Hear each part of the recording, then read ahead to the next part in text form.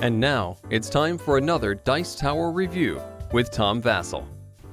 Hey everybody, I'm Tom Vasel, and today I want to take a look at some short reviews here, just a pile of little short reviews for you. The reason I'm not doing full reviews of these is because they've already been reviewed or will be reviewed by other people on the channel. And so by Z Garcia and Mike, and I'm not trying to usurp their reviews at all. I just want to give my opinion since I played these and just a little bit of my thoughts on these games. And I'm going to be talking about these games from my least favorite to my favorite of them. So let's get started. First, we have Deep Vents. This is from Red Raven Games, and I tend to love Red Raven Games. I'm super pumped about the Sleeping Gods game that's coming out this year. Deep Vents came out of nowhere, little box, had some cool artwork about going underneath the sea. Really cool idea, and it just really didn't work well for me at all. It is an engine building game, but it has a couple major problems. One, you're building this grid of cards in front of you, and the symbology I found to be so confusing and so problematic that it slows the game down to a grinding halt. Consistently having to look up, what does this card mean? There's the symbols used on two different sides of the cards. It's not confusing, and it's constantly, how does this work? And you're drafting a card. Where am I going to put that card? Then I'm activating the cards, and all that slows the game down because of the symbology and then the downtime while you're waiting for someone else to go.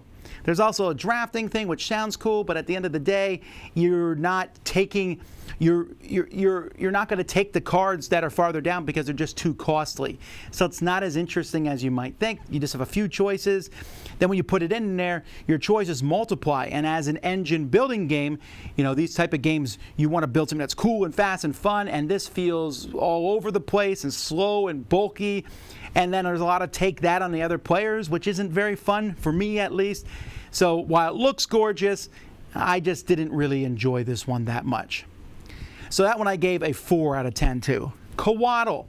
This one here is a really pretty game, really great pieces. You're building dragons in front of you. You build up 3 dragons in this game and score points for them based on cards, like 2 yellows and 2 blacks gives this many points, and alternating pattern of red and blue. And it's a neat idea, but I just didn't feel like it really gelled together for me in a smooth fashion. There's too much luck, I felt, in this game. You draw the cards. Sometimes you get the right card you need. You can score a lot of points, which I don't normally mind. But since you only score 3 dragons in this game, that can be the end of the game for you in a sense. If someone else draws really well and you just build a dragon, you build a lot of cards, you don't even get that many points out of it. There are ways to mitigate that a little bit, but I felt like that was one of the problems. Like there's a little bit more luck, and it feels like there's more work to score these dragons than is warranted. And the other problem I felt was that the game comes to a screeching halt really fast, and you have to be really cautious and always on your toes, because if someone else finishes their dragon and you're not done with yours, you don't get to finish that 3rd dragon, which essentially would probably lose you the game.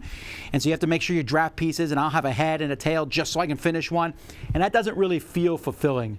There's a lot of these games where you are drafting things to complete cards, and this one, while super pretty and looks neat, just didn't really do as much for me. I thought it was okay, 6 out of 10. Solar Storm. This is a cooperative game. This one here, it's a grid where you're trying to repair a starship that's being destroyed as time goes by. Meteorites or something are hitting it. And you're moving around. Each of the rooms gives you special abilities that you can use. And you're using cards to first repair the rooms and then, divert energy from that room. And, kind of solving the room, essentially.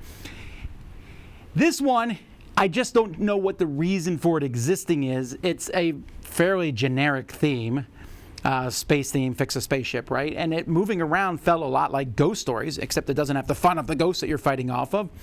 And then getting cards and completing things, and we were like, and then you can't, once the pandemic solved, you can use one card to do this. It felt a little bit like Pandemic, and it's not better than any of these other cooperative games, and it doesn't stand out at all.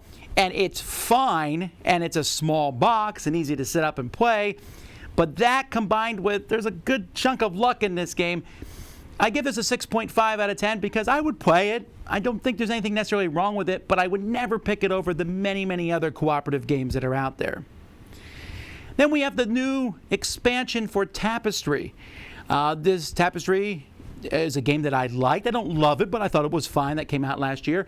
This one added more tapestry cards and more civilizations, which I think is fine. The new civilizations are fun to play. The new tapestry cards allow you to do unique and interesting things. It also added some new buildings, gives you this kind of, the one new mechanism for the game is it kind of gives you an incentive to do something to score points, which I liked. And then it came with a FAQ for the first game and gave you all the ways to fix the balance of the first game, which makes us worry about the balance of the new factions. But that being said, I enjoyed it. It's fine. It's the kind of expansion I want, which is adds more stuff. You could throw it in the original game and no one would ever really notice that there's much different about it, just more factions and more tapestry cards. The more tapestry card is my biggest enjoyment of the game. And the more civilizations is also pretty cool, and they were neat. The buildings are still not fitting on the bases. Of course, if he did that, he would probably have to give you snap-on bases for the original buildings, but there are more buildings in the box. Again, it's one of those expansions that's more the same. I like it. So 7 out of 10.